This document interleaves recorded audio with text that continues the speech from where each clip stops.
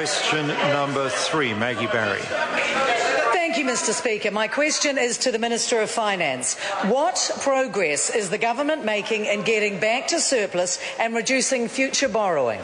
The Honourable Bill English. Mr. Speaker, the financial statements for the year ended 30th of June 2012 showed an operating deficit of before gains and losses of $9.2 billion.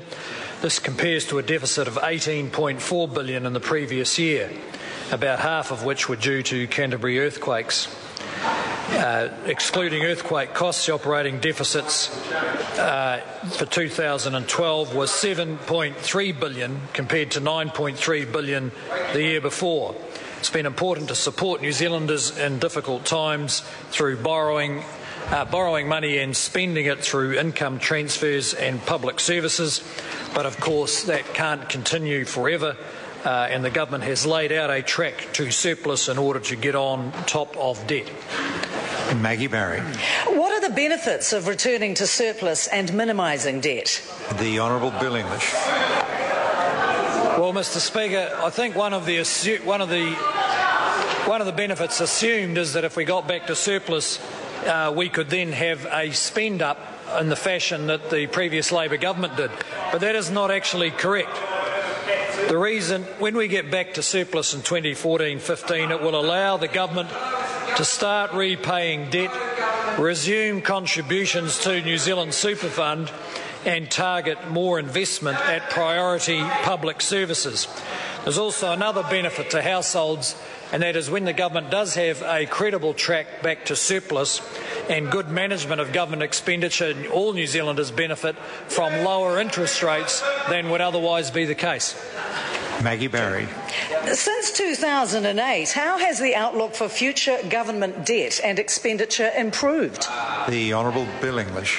Well, Mr. Speaker, it's improved quite significantly, despite the fact that we have had a recession and a slow recovery.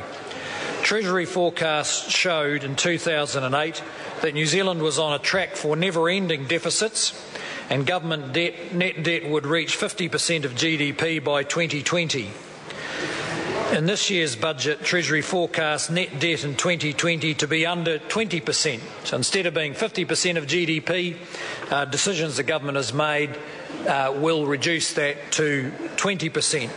Also, government expenditure as a percentage of GDP is forecast to fall from 35% of GDP in 2011 to 30% of GDP by 2016, allowing New Zealand households and businesses to make their own decisions with more of their own money.